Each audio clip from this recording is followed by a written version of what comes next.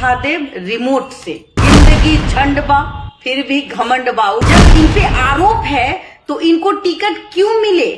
जब वो महिला आके कहती है कि डीएनए टेस्ट करवा लो, तो भाई करवा लेना चाहिए ना। दाल पूरी की पूरी काली है और इसकी जांच होनी चाहिए। रवि किशन का संबंध उस महिला से था। डीएनए टेस्ट करा लीजिए ना, दूध का दूध पानी का पानी हो जाएगा। रिमोट गाने में ही उठाइएगा। आपको पानी की शादी हो गई किससे? नमस्कार, आप देख रहे हैं देशवाली न्यूज। मैं आपकी दोस्त, आपकी होस्ट बबीता मिश्रा। कहीं न कहीं रवि किशन, आज मैं रवि किशन के बारे में बात करने आई हूँ। भोजपुरी के कलाकार हैं रवि किशन, लेकिन वर्तमान में सांसद है। वो सांसद जो कहीं न कहीं देखा जाए कि समाज के ऐसे प्रतिनिधि, चाल चरित्र और चेहरा बहुत ही मायने रखता है। जिस प्रकार से उनका गाना उन पे फिट करता है, और वो गाना है कि तोहर लहंगा उठा दे रिमोट से। तो पहले आइए लहंगा उठा दे रिमोट से पे बात करते हैं कि एक बेटी जिस प्रकार से आदित्यनाथ योगी से गुहार लगा रही है कि वो रवि किशन की बेटी है, और वो कुछ सबूत आदित्यनाथ योगी को देना चाहती है, तो क्या लगता है कि आदित्यनाथ योगी उस बेटी को इंसाफ दिला पाएंगे? जाहिर सी बात है, 6 महीने पहले भी ये महिला आती हैं और अपनी बेटी के बारे में बताती हैं कि ये रवि किशन की बेटी हैं। अमित झा कहते हैं कि सबसे बड़ी बात है कि ऐसे कलाकार को बीजेपी का टिकट कैसे मिल जाता है। देखिए, कहीं न कहीं कलाकार की जो फैन फॉलोइंग होती है, आपको याद होगा कि रवि किशन जब बीजेपी में नहीं थे और कहीं न कहीं जब वो कांग्रेस से उम्मीदवारी तय की थी, चुनी थी, और उस वक्त उनको करारी हार मिली थी, उसके बाद उन्होंने डिसीजन लिया और बीजेपी में आ गए। सबसे बड़ी बात है कि बीजेपी पर को ये समझ में क्यों नहीं आता कि नरेंद्र मोदी ऐसे चेहरे हैं जिनके बदौलत वो आज हर सांसद के मुंह पे एक ही बात होता है कि भाई हमारे ऊपर नरेंद्र मोदी की कृपा है। तो आप क्या कहते हैं कि ये बात सही है कि नरेंद्र मोदी ही इनका काम करते हैं और ये लोग लहंगा ही उठाते हैं रिमोट से, जिसका नतीजा ये हुआ कि एक बेटी आज अपना हक मांगने के लिए मीडिया के सामने आ गई, आदित्यनाथ योगी से बार बार प्रार्थना कर रही है कि उनको न्याय मिले और उनके पिता उनको वो सम्मान दे। ऐसे प्रतिनिधि जो हमारे समाज को प्रतिनिधित्व करते हैं, क्या वो हमारे समाज के लिए स्वच्छ हैं? वो हमारे समाज को वो आईना बन सकते हैं? क्या महिलाएं इनके पास कोई आवेदन ले जाने के लिए डरेंगी नहीं? चेहरा चरित्र बहुत ही मायने रखता है। कहते हैं कि भाई जिंदगी झंड बा फिर भी घमंड बा, उनका एक डायलॉग है। मतलब उनको लगता है कि जिंदगी झंड है फिर भी घमंड है, लेकिन उस घमंड में उन्होंने एक बेटी को भी दुनिया में लाने का काम किया। ये मैं नहीं कह रही हूं, तमाम मीडिया चैनल उठा के देखिए, यही बात कहती है कि वो बेटी है और बार बार आदित्यनाथ योगी से गुहार लगाती है। और क्यों ना लगाए, उस लड़की का क्या कसूर? उसकी माँ आती है मीडिया के सामने, ये कहती है कि भाई डीएनए टेस्ट करा लो, लेकिन जब डीएनए टेस्ट की बारी आती है तो रवि किशन की पत्नी एफआईआर दर्ज करवा देती है। सोचिए, गिल्टी फील होने के वजह आदमी को शर्मिंदगी होनी चाहिए कि एक बेटी न्याय मांग रही है, उसके ऊपर एफआईआर दर्ज हो जाता है। क्यों भाई, क्यों होना चाहिए दर्ज? वो अपने पिता से हक मांग रही है और उसको हक क्यों ना मिले? ये तो कानून भी हक देता है कि वो जायज बेटी है। अगर वो इतने दिनों से कहीं चुप थी, इसके पीछे का रीजन समझना होगा। इसके पीछे, क्योंकि भाई वो एक आम व्यक्ति नहीं है, वो आम व्यक्ति नहीं है। रवि किशन आज के डेट में एक जाने माने चेहरे हैं, भोजपुरी इंडस्ट्री के कलाकार हैं, उसके साथ साथ सांसद भी हैं, यूपी से सांसद हैं। सोचने वाली बात है कि ऐसे लोग समाज को कहां लेके जाएंगे। जब इन पे आरोप है तो इनको टिकट क्यों मिले? ये खरे कैसे हैं? और आरोप जब है तो इनको सिद्ध करना चाहिए। आपको नहीं लगता कि जब वो महिला आके कहती है कि डीएनए टेस्ट करवा लो, तो भाई करवा लेना चाहिए ना? आप पे आरोप लग रहा है, एक आम आदमी तो आप हो नहीं, आप जनप्रतिनिधि हो, जनता की आवाज हो, गाना गाते हो, लहंगा उठा दे रिमोट से।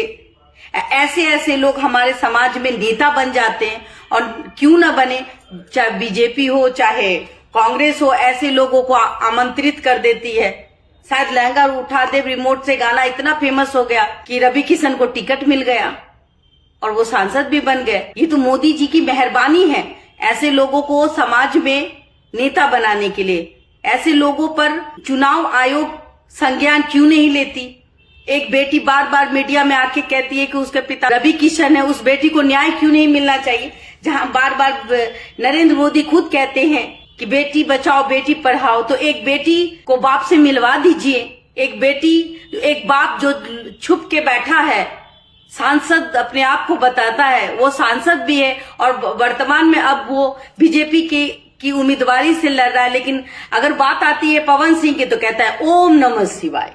जब उनसे पवन सिंह के बारे में बात की जाती है तो उनके मुंह से निकलता ओम नमः शिवाय। उनके पास अब शब्द नहीं है कि ये बेटी आ कहां से गई। आप क्या सोचते हैं कि ऐसे लोग समाज सुधारक बन सकते हैं? अगर बेटी उनकी है और बार बार वो कहती, कोई भी बेटी या कोई भी महिला, इतनी हिम्मत तो हो नहीं सकती किसी को ये कहे कि ये बेटी इनकी है। कोई भी महिला अचानक से नहीं आ सकती, इसके पीछे कोई ना कोई कारण है।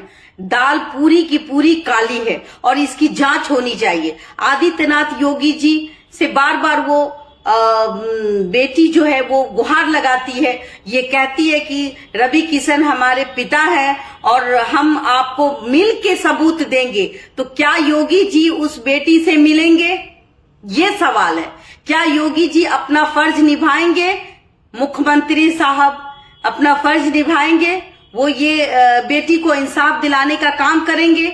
जहां कहते हैं कि राम राज आ गया है, तो उस राम राज में बेटी जिस तरीके से अपने पिता के लिए गुहार लगा रही है, क्या लगता है आपको कि ये बेटी को इंसाफ मिल जाएगा या फिर ये इंसाफ के दरवाजे पे सर पटक पटक के मर जाएगी? खैर, जहां तक बात है, ये सवाल मैं आप लोगों से कर रही हूं।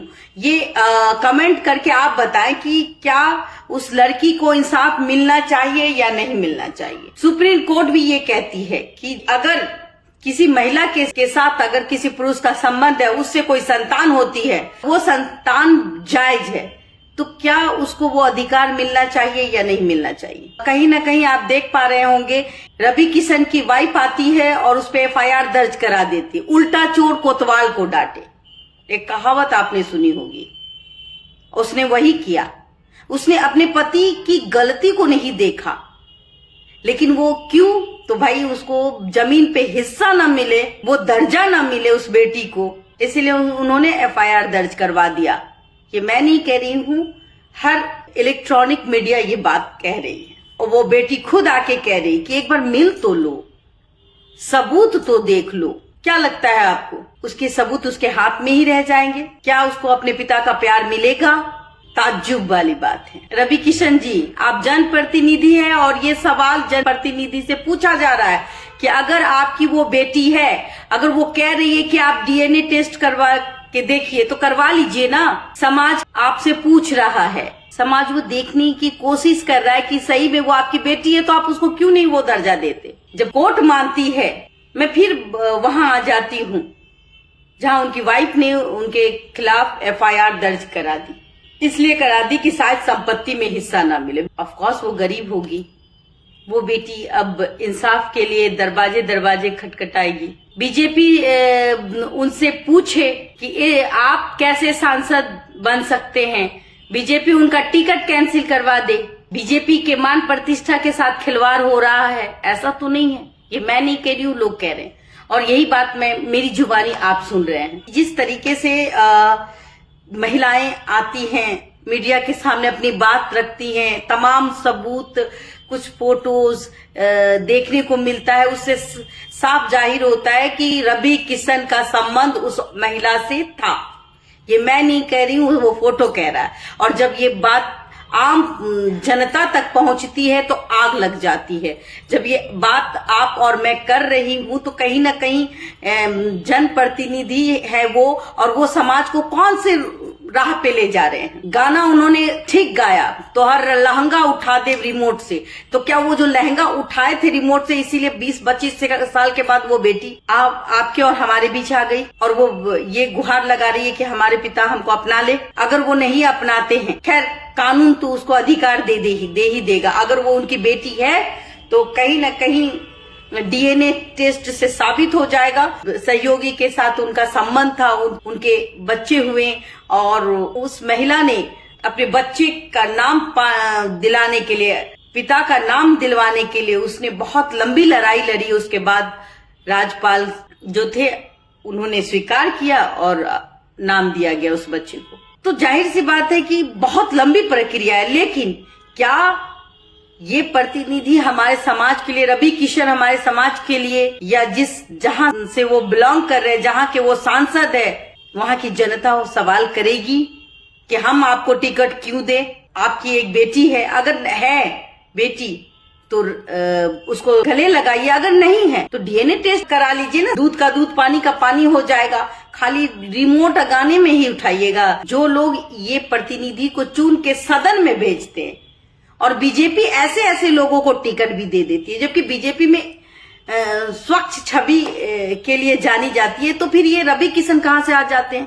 कैसे इन लोगों को टिकट दे दिया जाता है? एक लोकल लोग, जो कि आम जनता, जो आम लोगों के बीच रहते, जो आम लोगों के लिए बातें करते, उनको क्यों नहीं टिकट मिलती? स्टार को क्यों मिलती है? फैन फॉलोइंग देख, क्या फैन फॉलोइंग से जमीनी काम हो जाती है? नहीं। आपके बीच जो नेता है, आपके बीच जो आपके दर्द को सुनता है, वो है सच्चा नेता, और वो है आपके जनप्रतिनिधि जो आपके लिए सदन में आवाज उठाते। कभी देखा है? कभी नहीं देखा होगा कि कोई भी हीरो सदन में आवाज उठाते हैं किसी बेरोजगारी मुद्दे पर, चाहे वो स्वास्थ्य से संबंधित हो, चाहे वो शिक्षा से संबंधित हो, चाहे एवरीथिंग। अपने इलाके में, अपने क्षेत्र में क्या हो रहा है उनको पता नहीं होता, लेकिन वो 5 वर्षीय योजना में जब फिर चुनाव आती है तो नरेंद्र मोदी, जो कि हर सांसद का काम नरेंद्र मोदी करते हैं, तो उनके ऊपर एक ठिकरा फोड़ दिया जाता है कि भाई मोदी जी तो उन्होंने किया है, विकास किया है, तो मोदी जी के नाम पे वोट चाहिए। क्या लगता है आपको, ये सही है कि मोदी जी के नाम पर ही ये सांसद हो या हीरो के रूप में जो बीजेपी किस प्रकार इन लोगों को चुन लेती है? ये लोग आ भी जाते हैं, इनको जीत भी हासिल हो जाती है। 2014 में कांग्रेस के तरफ से रवि किशन खड़े हुए थे, बुरी तरीके से इनको हार मिली। फिर इन्होंने डिसीजन लिया कि मुझे बीजेपी में जाना है, बीजेपी ने इनको टिकट दे दी, और उस वक्त बीजेपी को इस बारे में पता भी नहीं था। अब पता हो चुका है। क्या बीजेपी रवि किशन पर कोई कार्रवाई करेगी? उनकी टिकट कैंसिल करवा देगी? और ऑफ कोर्स करवा देनी चाहिए। ऐसे लोग कैसे जनप्रतिनिधि बन जाते हैं जिनके संबंध अनेकों से हो? अब देखिए, एक बेटी भी आ गई, वो गुहार लगा रही है आदित्यनाथ योगी से। क्या लगता है आपको, जिस प्रकार राम राज है यूपी में लोग कहते हैं, तो क्या आदित्यनाथ योगी उस बेटी को इंसाफ दिला पाएंगे? आने वाला समय तय करेगा।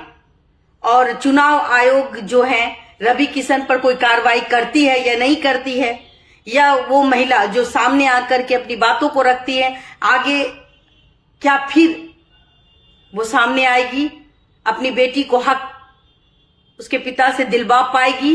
ये तमाम चीजों हम देखेंगे और आपसे बात करेंगे जरूर। और आप कमेंट करना ना भूलें, और इन मुद्दों पर आप अपने क्षेत्र के सांसद, जो भी सांसद आपके क्षेत्र में हैं, कम से कम आप उनसे सवाल करें, क्या आप ईमानदार हैं?